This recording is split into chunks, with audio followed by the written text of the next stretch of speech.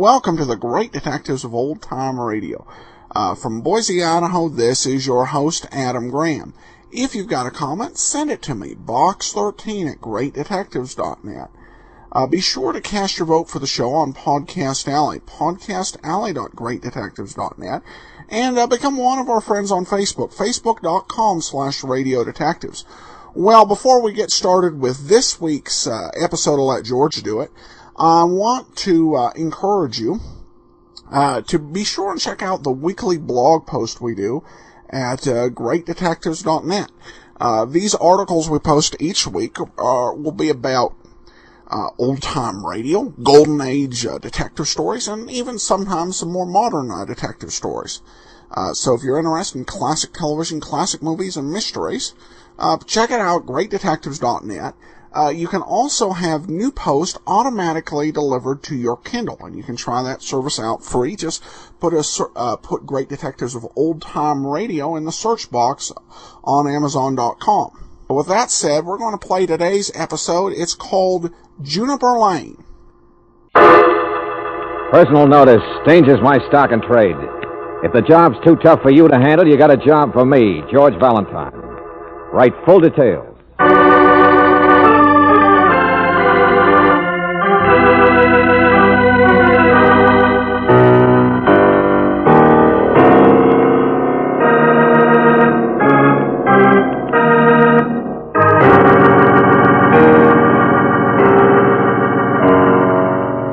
Standard Oil Company of California, on behalf of independent Chevron gas stations and standard stations throughout the West, invites you to Let George Do It.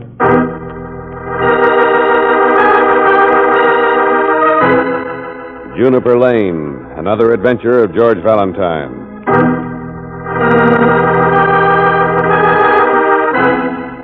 I am writing this most tardily, I fear. Christmas has come and gone, and the New Year, too. But perhaps the trembling of my hand will explain it. I could not write before this or drop by. The two faithful guardians of my confinement, the butler and the maid, will bear witness to the degree of my suffering. A suffering that is so prevalent among us here in Juniper Lane. Yes, I shamefacedly admit that my writing to you has been delayed by a common cold. And so, my good Aunt Bess, please accept my apologies and know that the pair of brown wristlets, which you so thoughtfully knitted for me as a Christmas gift, were most gratefully received. Huh? What's all that, Brooksy? That's what the letter says, George. Wristlets? Those old-fashioned things like a glove with no fingers. Keep your wrists warm. Oh, yeah. Well, who wrote this letter? What's the signature? There isn't any. Heading? Isn't any? Well, pretty simple, I guess. Just a mix-up of mail. One thing I know. I'm not Aunt Bess. Oh, I thought you'd enjoy it, that's all. Now we can get back to our own knitting. The next letter... Hey, don't tear that thing up. Why not? The envelope, let me see. George Valentine, proper address. So whoever wrote this thank you note also wrote to me. Then got the envelopes mixed. Absent-minded professor, maybe. He sounds sort of stuffy. Yeah, that's probably a man, all right. And the words he uses. He's sure not young. Butler and maid. Might be wealthy. Now, a guy like that wouldn't be writing to me unless it was pretty important, would he, Brooksy? Maybe something dangerous. Maybe frightening. Come on. What? But, George, you don't even know his name. I'm not thinking about him, Angel. I'm thinking of crossed envelopes. Of who must have got the letter that was intended for me. Aunt Beth. That's right. We have to find her. Think how she'll be feeling when she opens her morning's mail.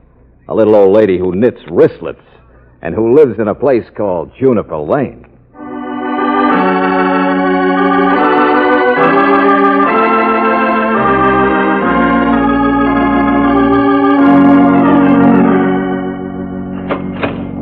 Sure it's Juniper Lane, Bud. What'd you think it was? Barclay Square? Well, at first we didn't even realize it was right here in the city. Bounded on the north by Industrial Street, on the south by Noise, Gasworks to the east, and the west is too smoky. Yeah, I get the idea. Is Juniper Lane just one block long? It's a dead end. Dead at both ends. Uh-huh. Now, you own the only store on this street. The rest are all brownstones. So maybe you've heard of somebody's Aunt Bess. Everybody's Aunt Bess. What? Huh? Bess Bothwell, the good Queen Bess, used to run a millinery shop. Always claimed she made a hat for Queen Mary. Well, go on. Yeah, great little lady. Lives at the head of the street, number 1. Aunt Bess owns Juniper Lane, Mac. Well, come on, Brooksy. Let's visit the Queen Bee.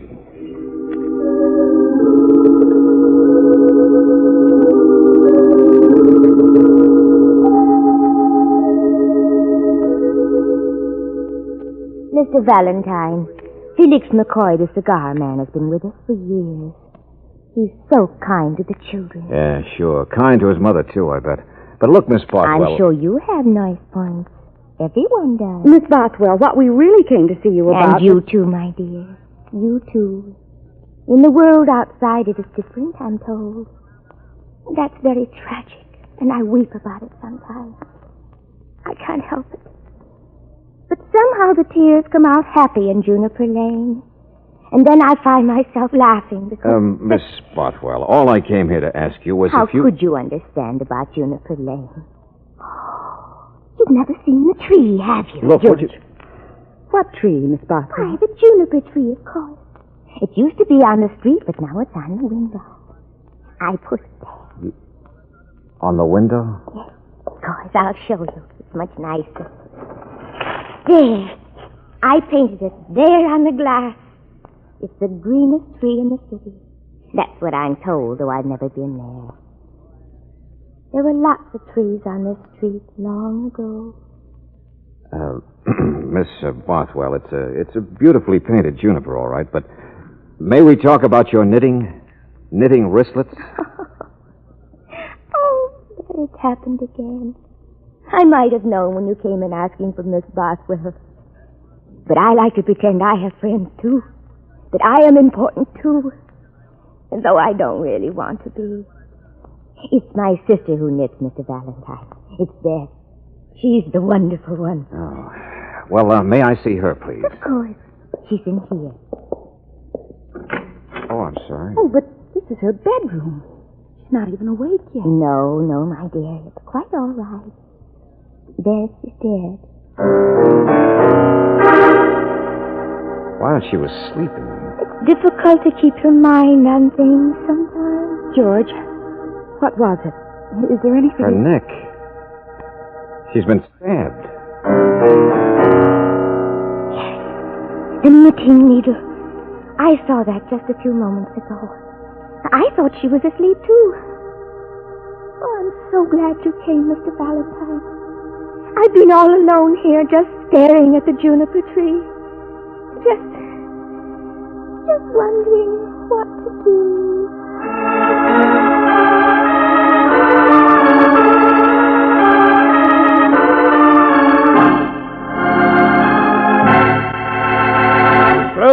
Clues? What do you mean, clues? Oh, take it easy, will you, Lieutenant? What time did the doctor say she died? Sometime before midnight last night. But look, here. Her room's at the head of the stairs, and the front door down there is always left open. And in this neighborhood yet. So anybody could have walked in, picked up the needle there? Yes, and the whole street was here last night. The whole street paying homage to good Queen Bess. What do you mean? I mean paying rent. The old biddy sat here collecting rent from everyone who lives in this... Valentine, I never even heard of this street before. This relic that's down at the heel. Yeah, the kind of a place you get unsolved crimes, I know. Yeah, there's nothing to go on. And that wacky sister, Miss Bothwell, sitting in there, won't talk about anything except how nice old Bess was, how nice Felix Hey, Riley, is. you know what wristlets are? Huh? Well, there's nothing to go on except one thing. Nobody to help us except one person. Yeah? Who? My letter, Riley. Don't forget it. My letter. And it's my hunch we better find the guy who wrote it. In this closed-mouthed bunch of... Oh, look, we've already gone through Bess's mail looking for that letter you should have got. Let's find the guy, Riley. He must have wanted help. He must know something. And all we have to do is look for somebody around here who got wristlets for Christmas.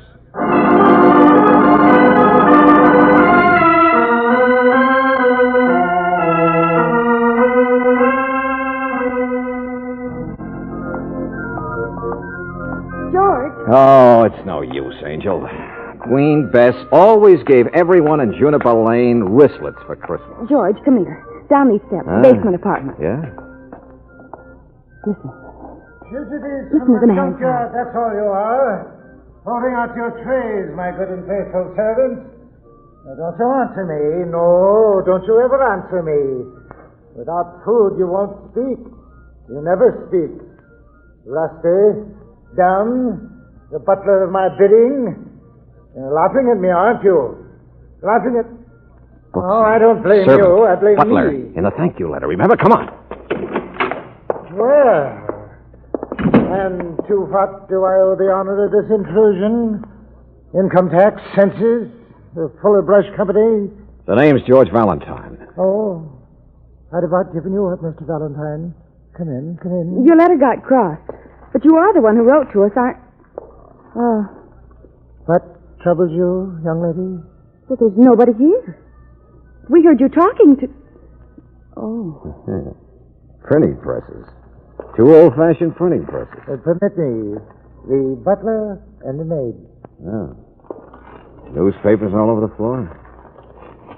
The Juniper Lane Shopping News. But look at the date. July 2nd, 1916. The last beautiful days of Pompeii. Look at the artwork on the heading. There were trees on our street then, you see. Stores and children. Even a newspaper published by a young fool. Stevenson Sproat, editor. That's you, huh? Stevenson Sproat, part-time printer of greeting cards, occasional racing sheets of bills due for the Queen. My two faithful servants here. Oh, stop looking at me that way. I talk to them because I'm lonely. You talk to yourself when you're driving a car, don't you? Yeah, okay, Mr. I'm Sproat. sour. I'm old. I've been sick, that's all. Well, why did you write to us in the first place, Mr. Sproat? We didn't get your letter, you know. Oh, so that's it. Mr. Valentine, do you know what it's like to be a conscience? To be alone, to helplessly watch the steady march of rack and ruin? Look, don't get carried away. Just tell us Oh, what... yes. The murder. That's all everyone's talking about. The Queen is dead. The Queen was a knave, tyrant, bloodsucker, hypocrite. Out to make as much money out of Juniper Lane as she could. That was what my letter was about. So you can help us.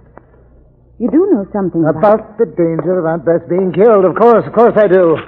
This copy of what I wrote you here someplace. Of course I can have... Oh, here. Now, you listen. Dear Mr. Valentine, you must hurry to prevent a crime.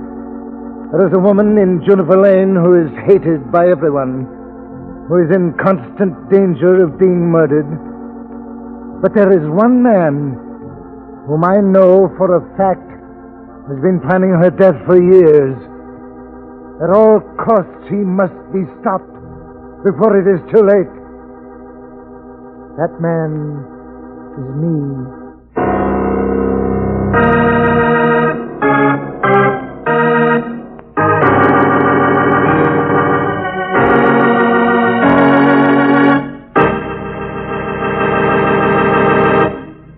We'll return to tonight's adventure of George Valentine in just a moment. A man doesn't have to lift the hood of his car to keep it running, naturally. He can put some gas in the tank, forget all about the vital parts under the hood, and his car will run all right for a while. But if you want both safety and savings for your own car, it's wise to have your station man look under the hood regularly. At standard stations and at independent Chevron gas stations, the under-hood checkup is part of their protective service. That's when they catch a worn fan belt or leaky radiator hose, things that might lead to major repair bills. Another example is regular oil check.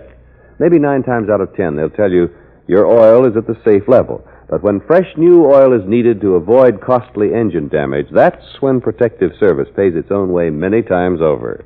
A few minutes of your time tomorrow for an under-hood checkup may save you hours of delay and expense the day after. So why not stop at an independent Chevron gas station or at a standard station where they say and mean we take better care of your car.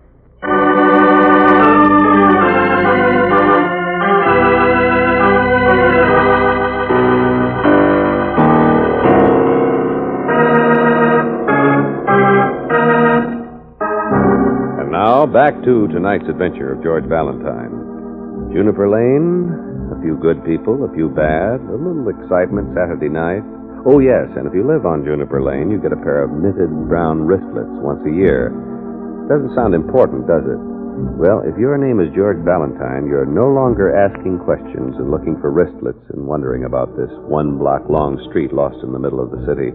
Now you have begun to find out. And according to Lieutenant Riley, you found out quite enough. Well, it's plenty good for me, Valentine. Plenty good for me. Well, of course, Mr. Sproat had the opportunity. Miss Brooksy not only had the opportunity, he had the time and the inclination. And besides, he told you he was going to kill Aunt Bess in that letter to you that got lost, didn't he? Yeah, that's what he said, all right. But he's not saying much now, are you, Mr. Sproat? A man is supposed to be cautious of what he says at a time like this, isn't he? But fairly obviously, I'm your man. And I assure you it doesn't make much difference what happens to me. Yes. Now, look, friend, you hated that old dame, didn't you? She cheated me, Lieutenant. Out of the only business I ever loved, my little pretentious neighborhood shopping news. It went broke in 1916. She made it go broke. She couldn't stand anyone else making money but her. Good Queen Beth. Ever hear anyone else collar that but Felix McCoy? I suppose he's made a little money. Yeah, we know all that. Nobody else has. It's a street full of has-beens. The Queen was always there to loan money and to pull the drawstrings or boost the rent or twist somebody's arm. Juniper Lane. Like a bunch of rats biting each other. The only one who's not infected, who can still see the tree, is Miss Bothwell, her sister. But she has to paint the tree on her window. All right, Miss Bothwell ruined you, and you did something about it. Come on. We can fill out a confession down at headquarters. No, I don't believe I'll do that. I didn't kill her, you know. You what? You didn't, but you've been saying you've been as good as admitting... Lieutenant, I may have. Huh? It's just that, well, I might as well have, I said. I've been brooding about it for years. And you wanted Valentine to stop you from doing it, you said? Well, of course I wanted him to stop me. Have you ever known what it feels like to commit murder? There, you just admitted. Or to feel like you wanted to? Have I? Oh, brother, may I say... Wait a minute, hold it, Riley. Let me, will you? Now, Mr. Sproat, you're not quite sure what happened last night, are you? Oh, please, I'm very tired, but I'm not really... You're all mixed up, yeah. You've thought about it so long that you're not quite sure whether you did or you didn't do it. I wish you'd take me down and get it over with. To make you feel better for wishing her dead? There's no concrete evidence against you, you know. A man doesn't like to admit to this kind of confusion, but... Well, you can't honestly remember last night, can you? No, I had been drinking a bit. But who else, Mr. Valentine? What if I don't think I really did it? When all's said and done, who hated her as much as I? Well, don't just stand there, Valentine. Let's keep looking. Juniper Lane. Oh, my.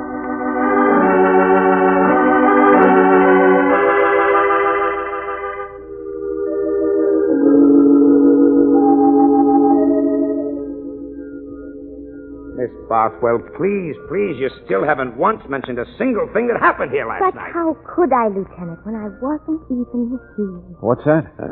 Poor Stevenson's cold has been so bad, you know, and I never could enjoy those people tramping in and out, looking unhappy. Wait a minute. You were with Mr. Sproat last night? Of course. To take him a good book and perhaps play a game of pinochle to cheer him up a bit. He's really my only friend, my only close friend here. Faces have changed. But he never once mentioned it.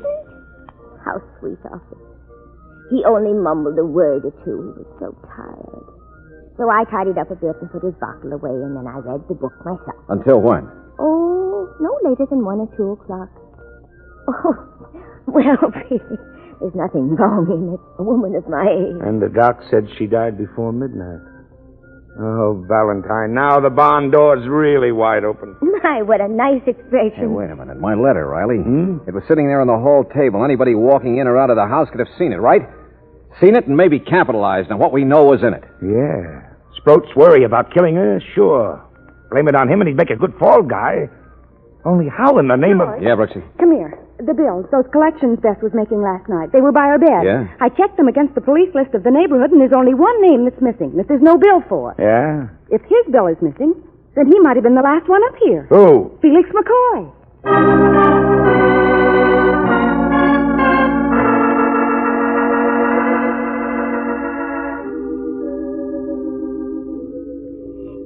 But what did I say wrong, Lieutenant? That Felix McCoy was Bess's husband? So why should she send him a bill? Oh, really? Sometimes it's very confusing. Your sister was actually married to that small time... It was all so long ago that no one remembers. She never even took his name. I hate scandal, don't you? Oh, Mother McCree. They did admire one another in a business sense. I haven't even remembered their marriage for years. But now you've made me think about Take it. it easy, Miss Bothwell. And made me think about her being dead now. I hadn't thought about her being dead yet. Like all the greenery that used to be along Juniper Lane.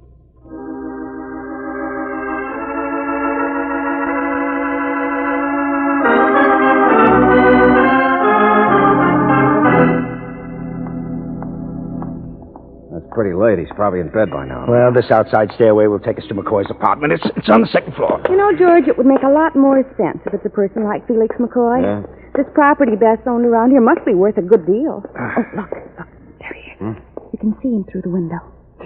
Sleeping like a baby. George, the door just opened over there. It's hard to see. There's somebody standing there, moving toward the bed. Come on. How do you get into this place? Balcony door's locked. George, there's a knife. He's going to stab him. Stand back. Hey, you stop! Hey, it's too late. There's the knife. Riley, Slow down, will you? Well, I'll be... Well, look what bounced back at us, Valentine. All right. You don't have to keep your knee in my stomach. Oh, yeah. Thank you. I'm not going anyplace. Not this time you're not, Mr. Sproat. Felix dead? Yeah, Riley. Well, this time I won't be begging for confessions. Come on, get up. Take it easy, Riley. He didn't kill him. Huh? What's that, Mr. Valentine? Felix looks like he's been dead for several hours. Only shot to death.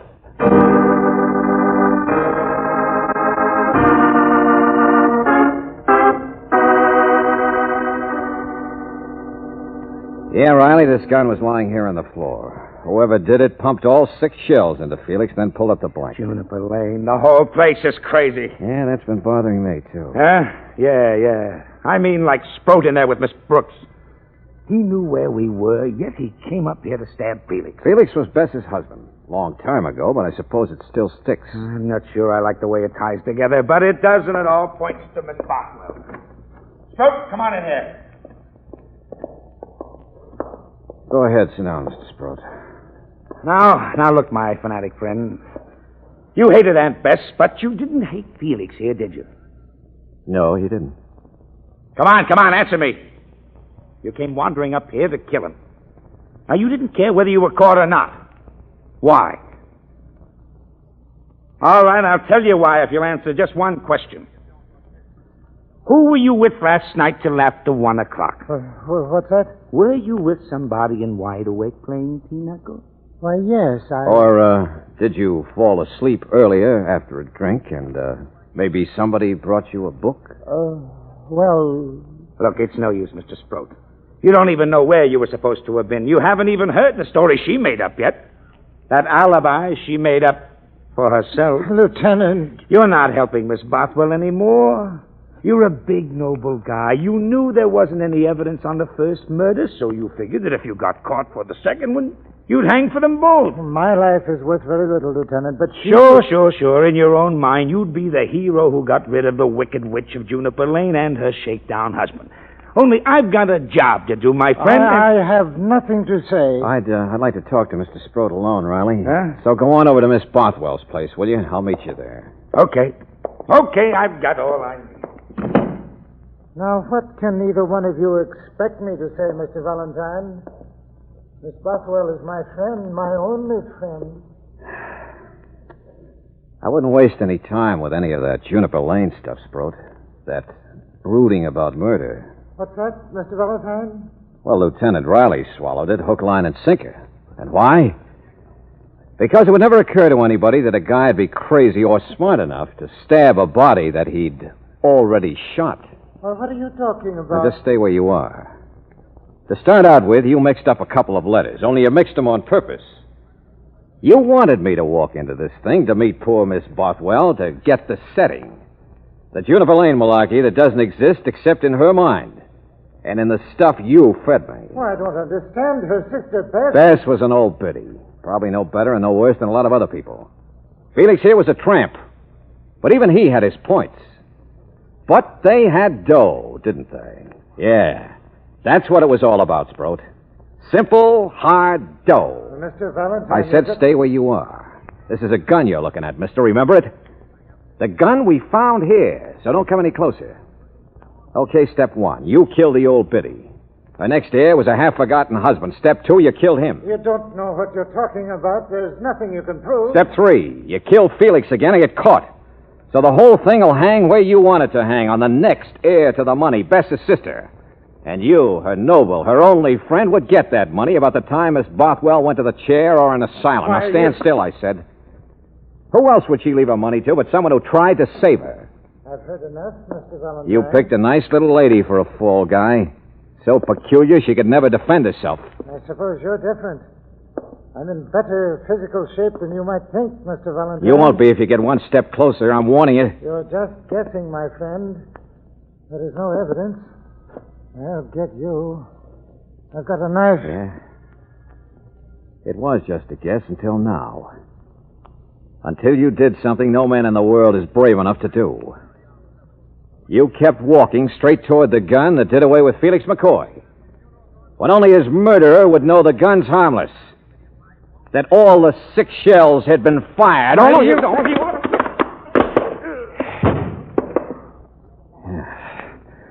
But the other end of the gun worked all right. Didn't it, Mr. Sproat?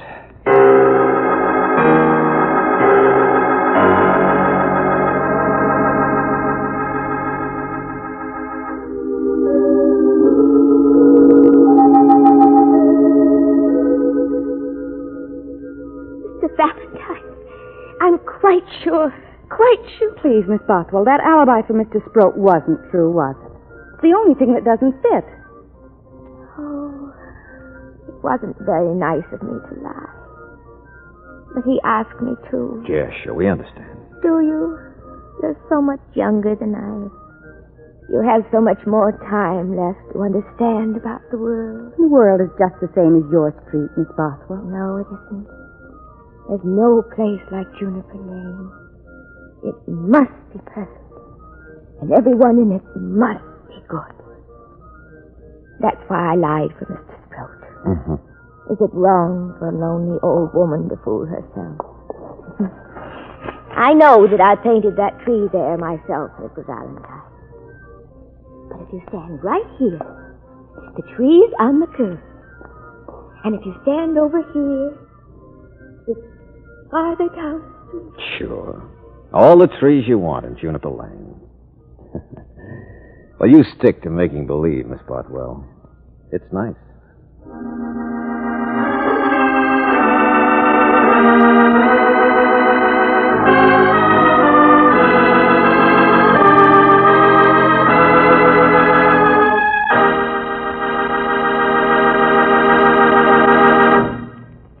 Sometimes during winter driving, maybe you have the feeling that your car has lost its pep. Last summer, it ran beautifully. Now it starts hard, acts logy in traffic, drags on hills. Maybe it's the gasoline you're using. But just try Chevron Supreme gasoline. It's climate-tailored. Based on year-round weather reports from your driving area, this premium quality gasoline is tailored to meet seasonal variations. And it is further tailored to meet the requirements of the West's different altitude and temperature zones. Try a tank full of Chevron Supreme tomorrow. Right away, you'll notice how much better your car responds. Faster start, smoother pickup in traffic, ping-free power on hills. In fact, you can't buy a better gasoline for today's high-compression engines. Get Chevron Supreme at standard stations and independent Chevron gas stations where they say and mean, we take better care of your car.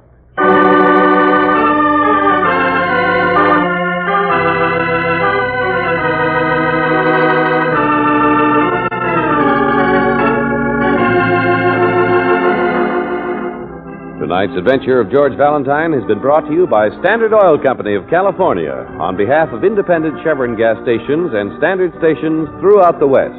Robert Daly is starred as George. Let George Do It is written by David Victor and Jackson Gillis and directed by Don Clark. Virginia Gregg appeared as Brooksy, Wally Mayer as Lieutenant Riley. Bob Griffin was heard as Sproat, Lorene Tuttle as Miss Bothwell, and Herb Butterfield as Felix. The music is composed and presented by Eddie Dunstetter, your announcer, John Heaston. Listen again next week, same time, same station, to Let George Do It. This is the Mutual Don Lee Broadcasting System.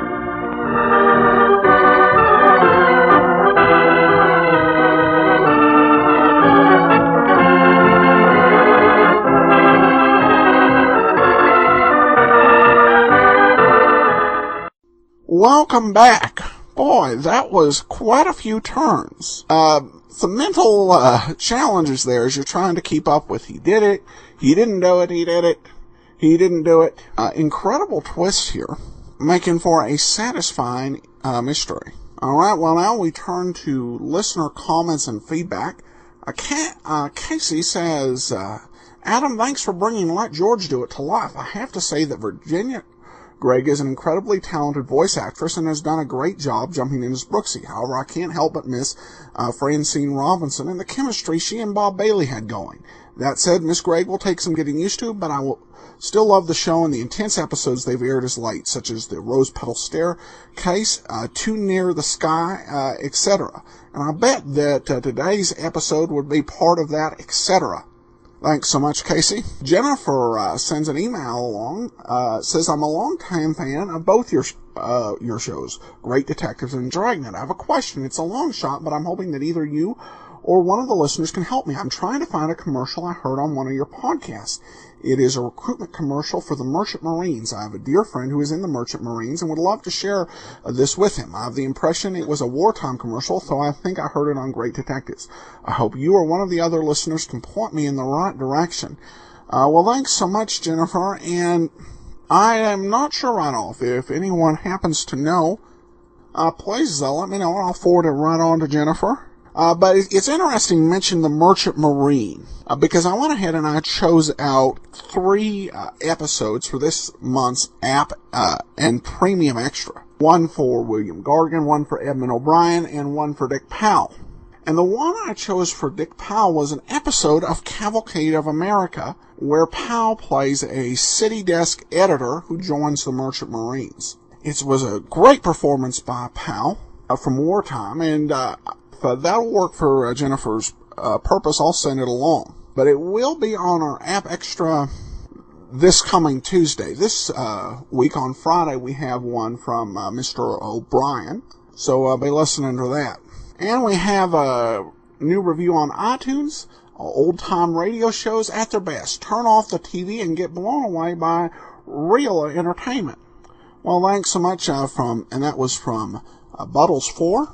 Appreciate all reviews and even just ratings on iTunes. And that'll do it for us today. Remember, you can check out our other podcast, the Old Time Dragnet Show, at radiodragnet.com. And you can subscribe to our Old Time Radio Superman show at laserandsword.com. Well, that will do it for today. We will be back tomorrow with Sherlock Holmes. In the meanwhile, send your comments to box13 at greatdetectives.net. Give us a call, 208-991-4783. But from Boise, Idaho, this is your host, Adam Graham, signing off.